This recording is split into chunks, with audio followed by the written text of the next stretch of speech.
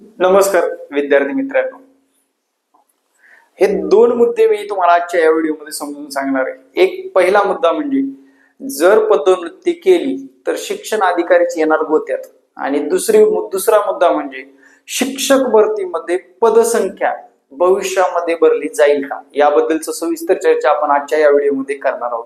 विद्यार्थी मित्रांनो, आपल्याकडे जेव्हा ऑथेंटिक माहिती असते तेव्हाच एखाद्या विषयाला हात घालत असतो, हे तुम्हाला पण माहिती आहे। आणि स्पष्ट सांगणार आहे, जे काही युट्यूब चॅनल आहे, या युट्यूब चॅनलवर नवीन असाल तर युट्यूब चॅनलला सबस्क्राईब करायला विसरू नका। तत्पूर्वी आपल्या चॅनलला सबस्क्राईब करा आणि विद्यार्थी मित्रांनो बेल आयकॉन दाबा। काल कोल्हापूर शहराच्या झडपी या कार्यालयात होतो, जिल्हा परिषद कोल्हापूर या ठिकाणी। तिथे जवळपास साधारण माझे फॉलोअर 80% मला भेट दिली। कारण सांगतो, तिथल्या झडपी कार्यालयामध्ये माझं पण त्याच पद्धतीचं काम होतं, जे की शिक्षण विभागाशी संबंधित होतं। आणि शिक्षण विभागामध्ये मी बसलेला असताना बरेच विद्यार्थी भेटण्याचं कारण ही सांगतो, कारण ते सध्या घ्यायला आले होते। आता जो काय कालावधी आहे सरळ दिलाय त्यांनी, या आठवड्यामध्ये तुम्हाला टीईटी जे लोक 2024 ची पास केलेले आहेत त्या लोकांना टीईटी प्रमाणपत्र वितरित करण्यात आलेलं आहे। आता बऱ्याच जणांचं नाव माहित नव्हतं, पण ते भेटले, मला बोलले, सर्व आम्ही तुमचे व्हिडिओ बघतो, तुमचे क्लास केलेले आहेत असं म्हटल्यानंतर खूप छान वाटलं। त्या लोकांना सर्वात प्रथम धन्यवाद। पण आता विद्यार्थी मित्रांनो, सुप्रीम कोर्टाच्या निर्णयानुसार जे काही शिक्षकांना टीईटी कंपल्सरी केलेली आहे, ते आता सगळं डोक्यावर ओझ आल्यासारखं वागतायत। आणि काही लोक बिनधास्त वागतायत की याचिका दाखल केली, आपल्या बाजूने निकाल लागेल। मित्रांनो, सुप्रीम कोर्टाचा निर्णय आहे, शिक्षक मंडळींनो, सुप्रीम कोर्टाचा निर्णय आहे। आता टीईटी परीक्षा कोणाला कंपल्सरी आहे हे सुद्धा मी तुम्हाला सांगतो। आता जे रेग्युलर डीएड बीएड केलेत त्या लोकांना तर टीईटी शिवाय पर्यायच नाही, म्हणजे सध्याच्या सिच्युएशन मध्ये शिक्षणाच्या प्रवाहात आहे त्या लोकांना। पण शिक्षकांना सुद्धा आणण्याचं कारण काय, एनईपी म्हणजे नॅशनल एज्युकेशन प्रोग्राम मध्ये असं सांगण्यात आलेलं आहे, जे की राष्ट्रीय शिक्षण धोरणामध्ये 2020च्या सर्व लोक क्वालिफाईड लोक असतील, डीएड बीएड करणारे असतील, अध्यापन पद्धतीचं ज्ञान असेल, अशा लोकांनाच शिक्षक पदावर ठेवा, अन्यथा त्यांना सेवा समाप्ती द्या असं सांगण्यात आलेलं आहे। आणि इव्हन तुम्हाला सांगतो, 2011च्या नंतर ज्या लोकांची नियुक्ती आहे त्यांना सरकार वाढ बघेल 2029 पर्यंत। 2029ला त्यांना पदावरून खाली केलं जाणार, आणि त्यातूनच शिक्षक भरती निर्माण होणार। मित्रांनो लक्षात ठेवा। मग तो एकटा व्यक्ती कोर्टात जाऊ द्या, मॅटच्या अंडर जाऊ द्या, त्याला वकील लावून लढू द्या, त्याच्यात कोणताही फरक होणार नाही। शिक्षक भरतीचं असं झालेलं आहे, 2017ला जेव्हा भरती झाली, त्यानंतर 2022ला झाली, या मधल्या कालावधीमध्ये अनेक शिक्षक हे रिक्त पदावर गेले किंवा रिटायरमेंट झाली, निवृत्ती झालेली आहे। त्यामुळे शिक्षक पद भरतीमध्ये वाढ होणार आहे, याबद्दल सुद्धा आपण सविस्तर चर्चा करणार आहोत। पहिला मुद्दा म्हणजे टीईटी कंपल्सरी करण्याचं कारण मी तुम्हाला समजून सांगतो। आता मित्रांनो, आपल्याकडे हे दोन कात्रण व्हायरल होते सध्या। जर बघितलं, पदोन्नती दिल्यास शिक्षण अधिकारीच गोत्यात येणार, पदोन्नती जर दिलं शिक्षण अधिकारी गोत्यात येणार। जर समजा एखादा 5 वर्ग आहे, काय म्हणतोय, 5च शिक्षक आहेत एखाद्या शाळेमध्ये, त्याच्यामध्ये नवनियुक्त टीईटी पास वाला जर असेल तर त्यालाच मुख्याध्यापक बनवावं लागेल।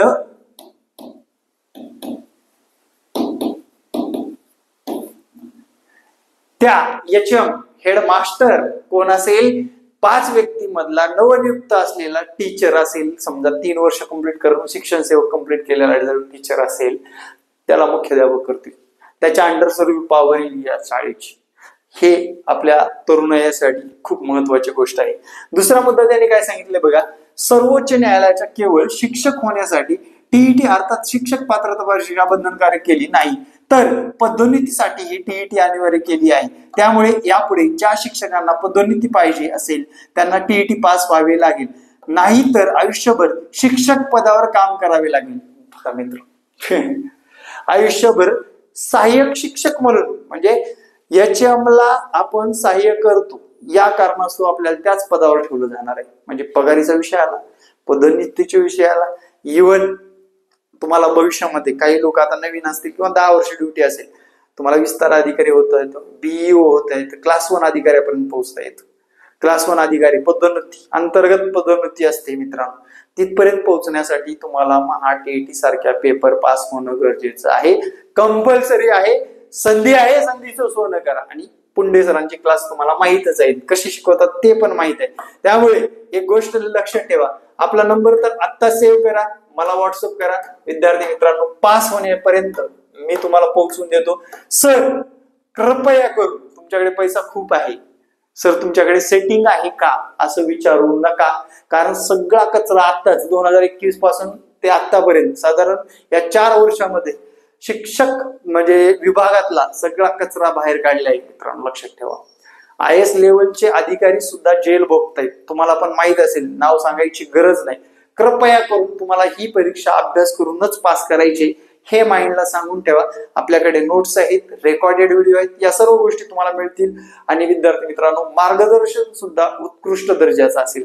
नवनियुक्त शिकणारे तुमच्या सोबतच असतील म्हटल्यानंतर त्या दर्जाचा आम्हाला शिकवणं भाग आहे. आणि आतापर्यंत आपण 7 ते 8 हजार लोकांना TET परीक्षा पास करून दिलेली आहे. 2017 पासून आपण या क्षेत्रामध्ये काम करत आहे. त्यामुळे तुम्हाला या गोष्टी करायच्या असतील तर आपलं गुरु अकॅडमी हे चॅनल कधी बेटर ठरेल. त्यानंतर काय म्हटलंय बघा, विस्तार इथं बघा, जिल्हा परिषदेने बघा इथे कोणते कोणते पद भोगता येतात जर तुम्ही TET पास केली तर. जिल्हा परिषदेने गेल्याच महिन्यात विस्तार अधिकारी, केंद्र प्रमुख, मुख्याध्यापक पदोन्नतीसाठी माहिती मागवली आहे. मात्र ही पदोन्नती आता गोत्यात आली आहे. शिक्षक अधिकाऱ्यांनी सर्वोच्च न्यायालयाचा आदेश डावलून पदोन्नती दिल्यास ते अडचणीत येणार आहेत. सर्वोच्च न्यायालयाने प्राथमिक शिक्षणाबद्दल व्यापक विचार करून 1 सप्टेंबरचा निकाल दिला आहे. प्राथमिक शिक्षण हा मुलाच्या विकासाचा पाया आहे, त्यामुळे हे शिक्षण दर्जेदारच असले पाहिजे अशी भूमिका न्यायालयाने घेतली आहे. शिक्षण हमी कायदा हा केवळ मुलांना शिक्षणाची हमी देत नाही, तर तो दर्जेदार गुणवत्तापूर्ण शिक्षणाची हमी देत असतो. उत्कृष्ट आहे मित्रांनो, आपल्या भविष्यासाठी उत्कृष्ट आहे, आपल्या महाराष्ट्राच्या भविष्यासाठी उत्कृष्ट आहे. हे तुटपुंजे, झाकण झोले म्हणजे जे करतात त्यांना बोलते, इव्हन माझ्यापेक्षा खूप वयाने मोठे असते असं झुलत येतात मित्रांनो. शाळेत तुम्ही सोशल मीडियाला बघत असं झुलत जातात. असं डब्यामध्ये सुद्धा त्यांचं व्यसन दडलेलं आहे. तंबाखू, गांजा, दारू पिणारे सुद्धा शिक्षक पाहिलेले आहेत. 6-6 महिने रजेवर राहतात, त्यांची व्यसन भागवतात. CO या पदावर असणाऱ्या लोकांना थोडीशी लाच देतात आणि पगार काढणारे लोक मी पाहिलेले आहेत मित्रांनो. ही शिक्षण पद्धती बदलली पाहिजे का, याचं उत्तर तुम्ही सुद्धा मला कमेंटमध्ये द्यायचंय. आणि 10-12 शिवा शिक्षकाच्या मला पडल्या तर मला काही एक फरक पडत नाही, किंवा माझा हा विषय घेऊन कुठेही कोणत्याही कोर्टात गेला तरी मला काही फरक पडत नाही. ही सत्यता आहे. मी सोशल मीडियाला बघतो, प्रत्यक्षरित्या बघतो. याच्यामुळे विद्यार्थी मित्रांनो, तुम्हाला नवनियुक्त शिक्षकांना याच्यावर काम करायचे, अभ्यास करायचे. शिक्षक भरती होणारच नाही असं अजिबात म्हणायचं नाही. होणार मित्रांनो, 100% होणार. मी क्लास लावा म्हणणार नाही बरं का आता या सिच्युएशनला. मी मार्गदर्शक आहे, मार्गदर्शन माझ्याकडून योग्य होणार. व्हिडिओ बघून तुम्हाला वाटेल ती कमेंट करा, पण मित्रांनो हे खरं आहे का मी बोललेल्या गोष्टी. आणि हे जर तुम्हाला शिक्षक या पदावर आहात, पण तुम्हाला भविष्यामध्ये काय व्हायचंय, विस्तार अधिकारी व्हायचे, मुख्याध्यापक व्हायचे, त्यानंतर केंद्र प्रमुख व्हायचे. प्राथमिक शिक्षण हे दर्जेदार होण्यासाठी केलेला सर्वोच्च न्यायालयाने 1 सप्टेंबरचा तो GR काढलेला आहे, लक्षात घ्या. त्याला याचिका कितीही आव्हान देऊ द्या, ती सर्वोच्च न्यायालय आहे हो, तिथे सुट्टी नसते. कारण उच्च न्यायालयातला विषय सर्वोच्च न्यायालयात गेलेला आहे. आणि हा मुद्दा तामिळनाडू आणि महाराष्ट्राला पहिला लागू होईल, पुन्हा पूर्ण भारतात लागू होईल, लक्षात ठेवा. कारण त्या पूर्ण भारतामध्ये बऱ्याच जिल्ह्यांनी TET पास केल्याशिवाय शिक्षकच घेतलेले नाही. म्हणून त्यांना CTT करा, TET करा, कोणतीही परीक्षा पास करणं आवश्यक आहेच. ठीक आहे. त्यानंतर काय म्हटलंय बघा, तर आता हा शिक्षण अन्याय झाला, अमक झालं, तमक झालं, संघटना समित्या येऊ ठेवू यांना भीक घालत बसू नका, तुमचा वेळ वाया घालवू नका. हे माझं स्पष्ट मत आहे मित्रांनो. त्याच्यातून काही सिद्ध होणार नाही, कारण सर्वोच्च न्यायालयाचा निकाल आहे. आणि मला इव्हन क्लासला गर्दी होईल, तू माझ्याकडेच क्लासला येतील, भरपूर अकॅडमी आहे, तिकडे जाऊ शकता मित्रांनो. पण ही बातमी देण्याचं मी तुमच्याकडे काम ठेवलेलं आहे. आता बरेच विद्यार्थी म्हणतात की TET 2 मध्ये एवढे पद आले असताना TET 3 मध्ये पद येतील का, हा जो काही प्रश्न आहे, तरी हा प्रश्न मी तुमचा इथे सॉल्व्ह करतो. आता म्हणजे जे रेग्युलर, आता पहा, कायमस्वरूपी शिक्षक आहेत, लक्षात घ्या. इथे पहा, कायमस्वरूपी शिक्षक किती आहेत. आता ही माहितीच्या पेपर न्यूज आउट झालं म्हणजे काहीतरी माहितीच्या आधारावरच काढलेलं असतं. याच्यामध्ये काही फ्रॉड नसतं बरं का मित्रांनो, लक्षात ठेवा. आणि या फ्रॉड, तुम्ही जर अशा गोष्टी फ्रॉड समजला तर तुम्ही जीवनामध्ये खऱ्या अर्थाने तुमचा टाइमपास करून घेताय, हेच मी या व्हिडिओच्या माध्यमातून म्हणेन. बघा, कायमस्वरूपी शिक्षक 6,68,478 आहे.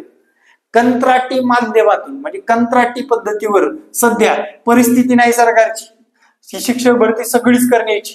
कारण मागचे 10 वर्ष सरकार झोपलं होतं.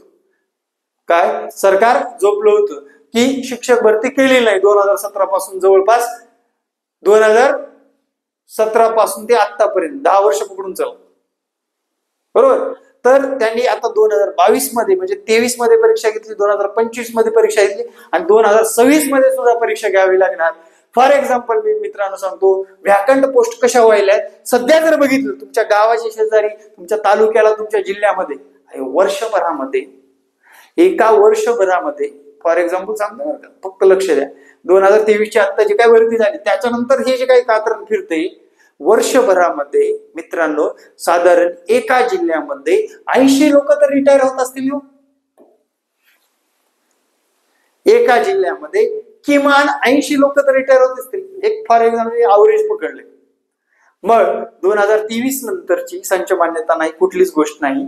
24, 25 आणि 26, आता 26 मध्ये हा निकाल लागणार आहे टेट 3 चा, आणि त्याच्या पुढे सुद्धा आपल्याला टेट 4 होणार आहे. याचं कारण सुद्धा सांगतो. या 3 वर्षामध्ये एखाद्या जिल्ह्यामध्ये 8 त्रिक 24, 240 पद तर रिक्त होत असतील. बोला, 240 इंटू, बरं का, इंटू 36 जिल्हे आहेत माझे, 36 केलं, 30च पकडू आपण, बाकीचे छोटे जिल्हे सोडून देऊ. तर साधारणपणे 20,472 म्हणजे जवळपास एका वर्षामध्ये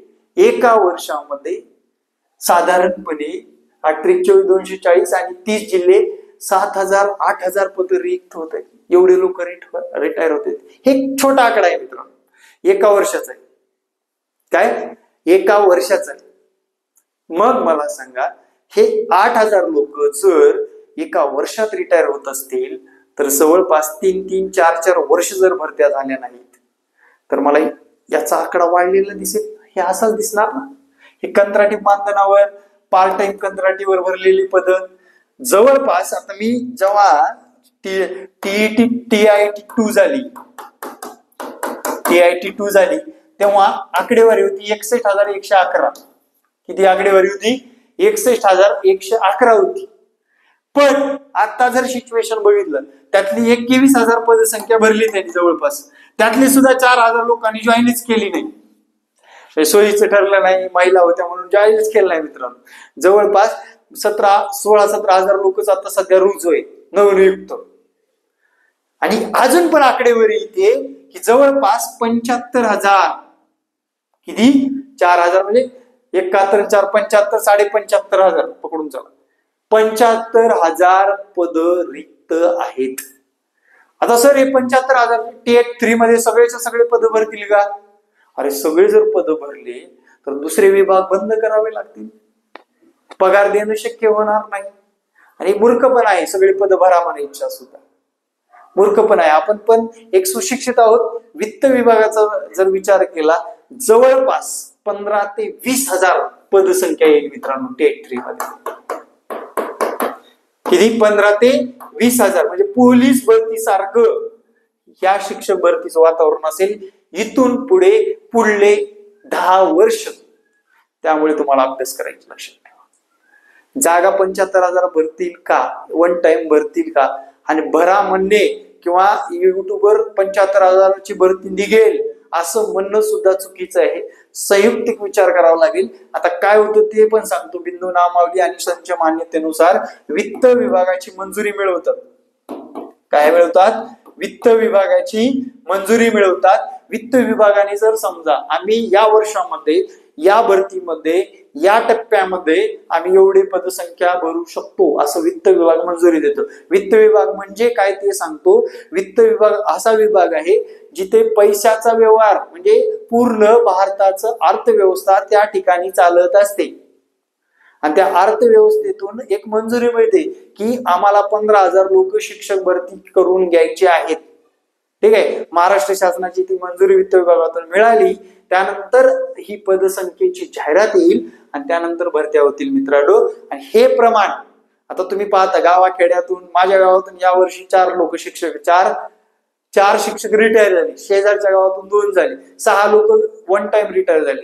अजून 2 वर्षांनी एवढे रिटायर होतील की गावामध्ये सगळे म्हातारे दिसतील शिक्षक लोक. आणि गावामध्ये साधारण 400 लोक शिक्षक आहेत आणि सगळे रिटायरच्या ह्याच्यात. मी प्रत्येकाला विचारतो तुमचं कधी आहे रिटायर? कुणी म्हणते 2 वर्षांनी, कुणी म्हणते 3 वर्षांनी, कुणी म्हणते 4 वर्षांनी, कुणी म्हणते 5 वर्षांनी.